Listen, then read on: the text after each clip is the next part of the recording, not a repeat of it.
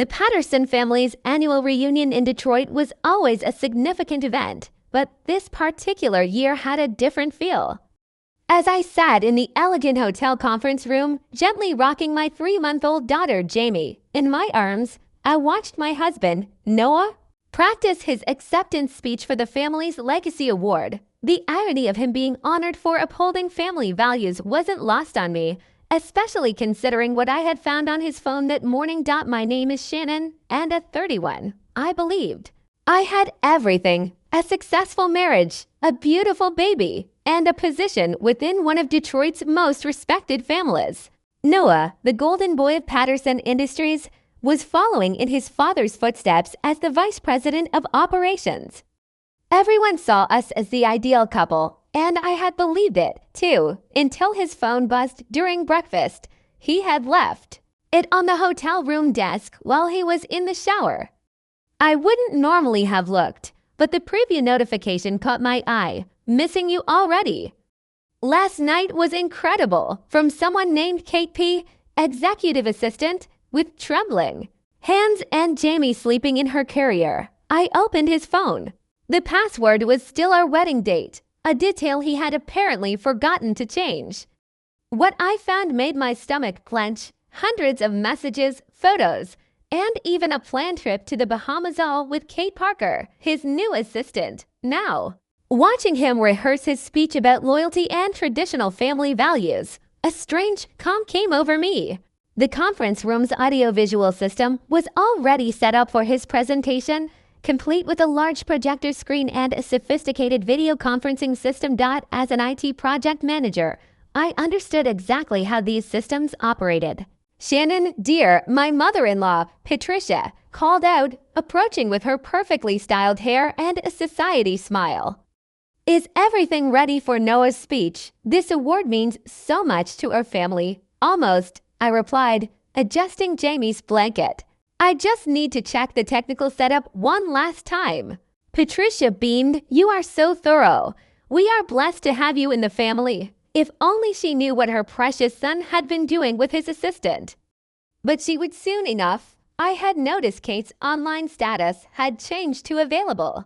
On Noah's phone, right on schedule, she was likely expecting their usual morning video call. I stood up, placing Jamie in her grandmother's eager arms. Would you mind watching her for a moment? I need to help Noah with the presentation setup. The conference room buzzed with activity as extended family members took their seats. Noah's younger sister, Nicole, was adjusting the flowers on the podium while his father, Robert, the CEO of Patterson Industries, reviewed his introductory speech. The irony of them all preparing to honor Noah's integrity was not lost on me. I walked over to the AV control panel. Jamie's soft cooing was still audible from where she sat with Patricia. Just double-checking the connections, I told the hotel technician with a smile, watching him finish the setup. My IT background made the next steps completely clear. The system was configured to automatically display any incoming video calls on the main screen. Noah's phone buzzed in my hand again. Another message from Kate. Can't wait for our morning check-in. Handsome, I have a surprise for you. I looked up at my husband, who was now greeting elderly relatives with the charming smile I had once fallen for. He had no idea I had seen their plans, how they had discussed using his family connections to start their own company, or how they had laughed about me being too busy with the baby to notice anything. 5 minutes until we start, Robert announced, his voice carrying the authority of a man used to running board meetings. Shannon, is everything set with the presentation? Almost perfect, I replied, keeping my voice steady. Just need Noah's phone to connect for the slideshow. Noah walked over, straightening his tie. Here you go, honey, he said, handing me his phone without a second thought. You're always better with the technical stuff. I connected his phone to the system, knowing Kate would be calling any minute for their morning meeting, the same meeting that had been happening every day at 10 a.m. while I was occupied with pediatrician appointments and client calls. Everyone, please take your seats, Patricia called out, still holding Jamie. We're about to celebrate a very special member of the Patterson family. The lights dimmed slightly, and Noah took his place at the podium. Robert stepped up to begin his introduction, speaking about family legacy and the importance of moral character in business. I sat in the front row next to Patricia and Jamie, watching the small indicator light on the AV panel turn green. Kate was right on schedule. Her incoming video call would connect at any second. Noah cleared his throat, preparing to accept his award, completely unaware that his carefully built world was about to fall apart. The Patterson name has always stood for integrity, Robert was saying, his voice full of pride. And no one exemplifies our values better than my son, Noah. The large screen behind them suddenly flickered to life. Kate's face appeared, her blonde hair artfully tousled, wearing what was clearly not appropriate office attire. The entire room froze. "Hey, handsome," she purred, clearly not realizing she was broadcasting to a room full of people. "Missing you already. That quick meeting in your office this morning wasn't nearly enough." Noah's face went pale. He spun around, finally seeing the screen, then turned back to stare at me in horror. I met his gaze calmly, bouncing Jamie gently on my knee. "I thought we could discuss those plans to break away from your father's company," Kate continued, adjusting her camera. "I've already started reaching out to some of Patterson Industries' clients. They're very interested in what we have to offer." Patricia's hand flew to her mouth. Robert's expression hardened as he heard his company's name. The room was utterly silent, except for Kate's voice and Jamie's quiet cooing. "Your wife's obviously too busy with the baby to notice anything," Kate laughed. "And once we get your family's main investors on board," Kate, "stop." Noah finally managed to croak out. She froze, finally noticing the background behind him. Her eyes widened as she took in the conference room, the family members, and me, sitting calmly in the front row with his daughter. "Oh my God," she whispered, her face turning pale. The screen went black as she disconnected. Robert was the first to break the silence. "Son," he said, his voice cold, "my office." "Now, Shannon, I can explain," Noah started, but I cut him off. "I think Kate explained everything quite clearly," I said, keeping my voice level. "Though I'm sure the board will be interested in hearing more about your plans to steal company clients." Patricia was silently crying, still clutching Jamie's diaper bag. Around us, family members were whispering, phones were being pulled out, and decades of Patterson reputation were crumbling in real time. I stood up, gathering Jamie's things. "I'll have my lawyer contact you," I told Noah, who seemed to have aged 10 years in the past 5 minutes. "I'm sure you understand I'll be seeking full custody." As I walked out of the conference room, Jamie secure in my arms, I heard Robert addressing the stunned family members. "I apologize for this unfortunate situation. The Legacy Award ceremony is clearly postponed." I didn't look back. Sometimes karma doesn't need any help. It just needs the right stage to reveal the truth. The next 48 hours passed in a blur of activity.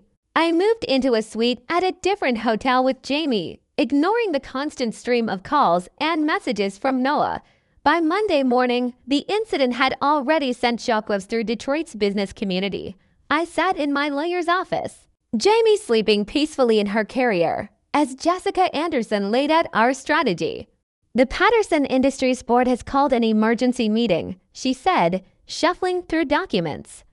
"Apparently, several clients have already come forward confirming that Kate Parker approached them about moving their business to a new venture, which means Noah wasn't just cheating on me," I replied, keeping my voice low to avoid waking Jamie. "He was actively plotting corporate espionage." Jessica nodded. "Robert Patterson called. He wants to meet with you privately before the board meeting." I wasn't surprised. Robert had built Patterson Industries from the ground up, turning it into one of Detroit's most respected companies. The scandal wasn't just a family matter anymore. It threatened the business itself. An hour later, I sat across from Robert in his corner office, Jamie still sleeping soundly beside me. The city skyline stretched out behind him, a view Noah had once hoped would be his. "Shannon," Robert began, looking older than I had ever seen him. "First, I want to apologize. What Noah and that woman did is unforgivable, both to you and to this company. I nodded, waiting. Robert hadn't built an empire by being sentimental. We've frozen Noah's accounts and access, he continued. Kate Parker has been terminated, and our legal team is preparing action against both of them. But we have another issue to discuss. He slid a folder across his desk. Inside were details of several major client accounts, ones I had helped secure through my IT consulting work. These clients are threatening to leave, Robert said, not because of the scandal, but because you were their primary technical contact. They trust you. I had worked with many of Patterson Industries' clients, modernizing their systems while Noah took the credit. The irony wasn't lost on me. What are you proposing? I asked, although I already had an idea. We'd like to offer you a position as Chief Technology Officer, Robert replied. The board agrees we need someone with your expertise, especially now. Your integrity and skills are exactly what this company needs to move forward. I glanced at Jamie, thinking about her future, and Noah. His shares will be bought out at minimum value per the company bylaws regarding ethical violations. He'll be lucky if he avoids criminal charges for attempting to steal trade secrets. Robert's expression hardened. The Patterson name stands for something in this city. He forgot that. You never did. Jamie stirred in her carrier, and I gently rocked her back to sleep. The position Robert was offering would mean security for her future, but it was more than that. It was a chance to build something meaningful from the ashes of Noah's betrayal. I'll need to review the contract with my lawyer, I said finally. And I want a seat on the board. Robert smiled for the first time since the reunion. Already included. We're not losing you to another company, Shannon. Unlike my son, I recognize true value when I see it. The news broke in the Detroit Business Journal the following morning. Patterson Industries announces new CTO amid family scandal. The article was diplomatic but clear. Noah's attempted corporate espionage had failed, and the company was emerging stronger under new leadership. I was reviewing resumes for my technical team when Nicole, Noah's sister, appeared in my new office doorway. She looked uncomfortable, shifting from foot to foot. I just saw Noah in the lobby, she said. He's trying to get past security. Says he needs to talk to Dad about his shares. I continued scanning the resume in front of me. That's not my concern anymore. Security has their instructions. Nicole moved closer, glancing at Jamie sleeping in her portable crib near my desk. He looks terrible, Shannon. Kate apparently took off with most of their money, the Bahamas trip they planned. She went without him, emptied their joint account. Karma works in interesting ways, I replied, making a note on a promising candidate's application. Did you need something specific, Nicole? I have a board meeting in 30 minutes. She sank into the chair across from me. I just ... I can't believe he threw everything away. The family name, his marriage, his relationship with Jamie. A commotion in the hallway interrupted her. Noah's voice carried through the open door. I have every right to be here. That's my family's company. I pressed the intercom. Security. Please escort Mr. Patterson from the building. And Nicole. I turned to my former sister-in-law. You might want to remind your brother that his restraining order covers this office. Nicole nodded sadly and left. Through my window, I watched Noah being led to the parking lot.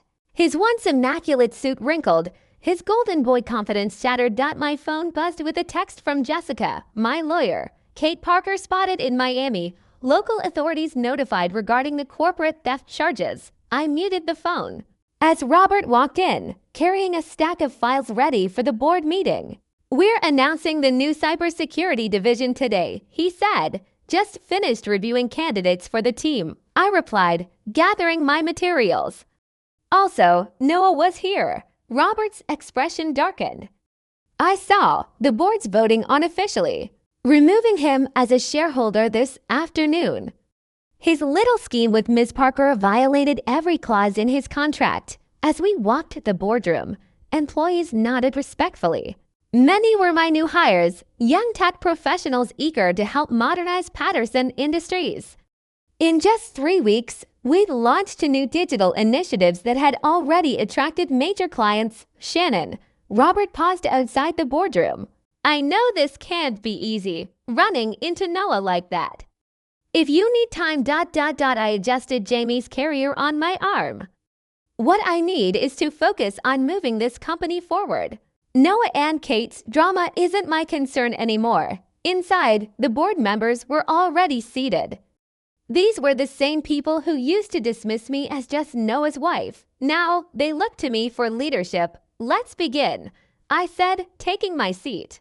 At the table, we have a company to run. The quarterly investors meeting fell exactly 1 month after the family reunion incident. I stood at the podium, presenting our new technology initiatives to a packed conference room, the same room where Noah's deception had been exposed. Our cybersecurity division has already secured contracts with 3 major financial institutions. I explained, gesturing to the growth charts behind me. Patterson Industries is positioned to become a leader in financial technology protection. In the back of the room, a television played silently, tuned to a local news channel. I noticed a few board members glancing at it during my presentation. And when I turned to change slides, I saw why. Kate Parker's face was on the screen, being led into a Miami courthouse in handcuffs. Without missing a beat, I continued my presentation. Our second quarter projections show a 40% increase in tech sector revenue. Later, in my office, Robert filled me in on the details. She tried to sell proprietary information to one of our competitors. Unfortunately for her, they have more integrity than she does. They contacted us immediately, and Noah. I asked, organizing reports on my desk while Jamie played with her toys in her corner of the office, still claiming he knew nothing about her attempts to steal company secrets. But the evidence suggests otherwise, Robert said, handing me a folder.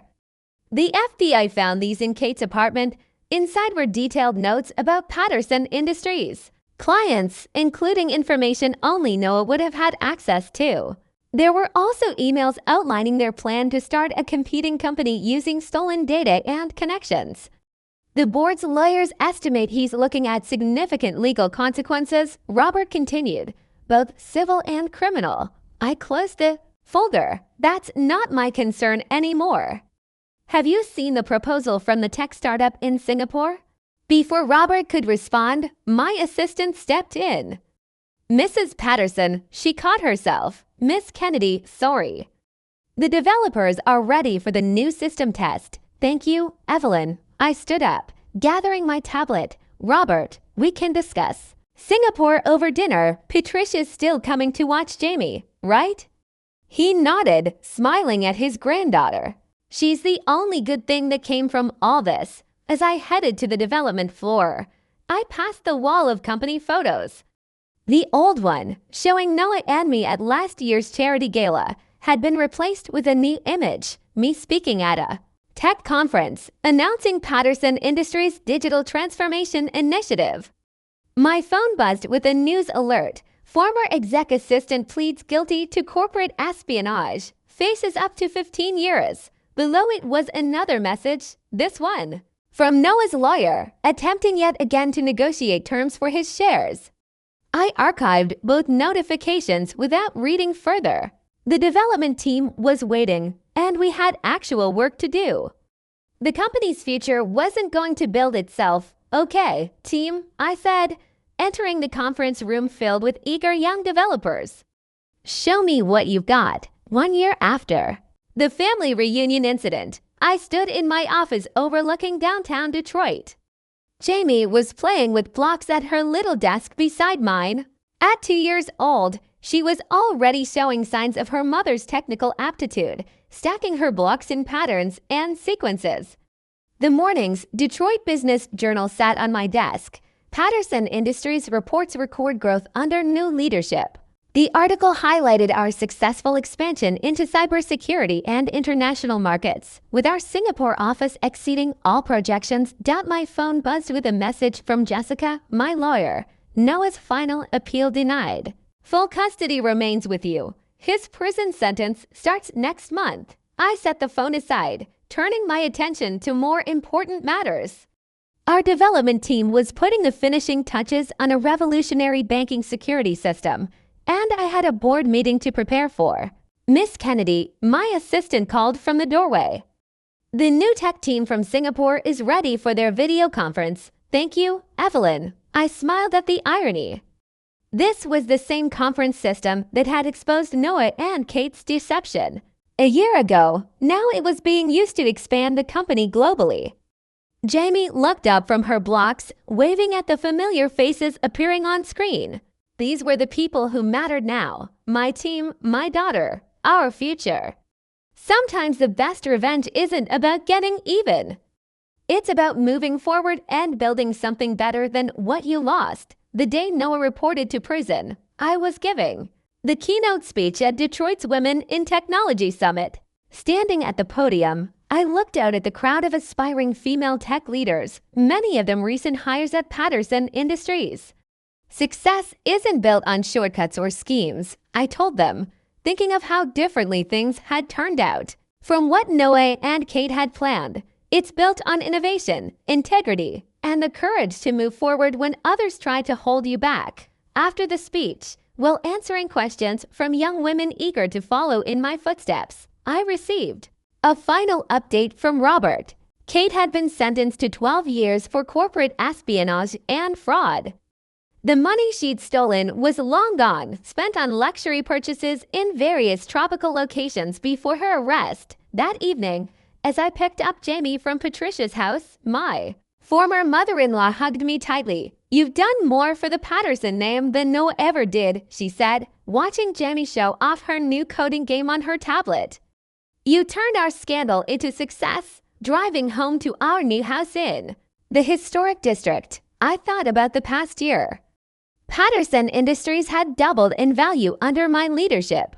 Our cybersecurity division was revolutionizing the industry, and Jamie was growing up in an environment that valued integrity over appearances. Sometimes life's biggest betrayals lead to its greatest opportunities. You just have to be strong enough to walk through the fire and wise enough to build something better from the ashes.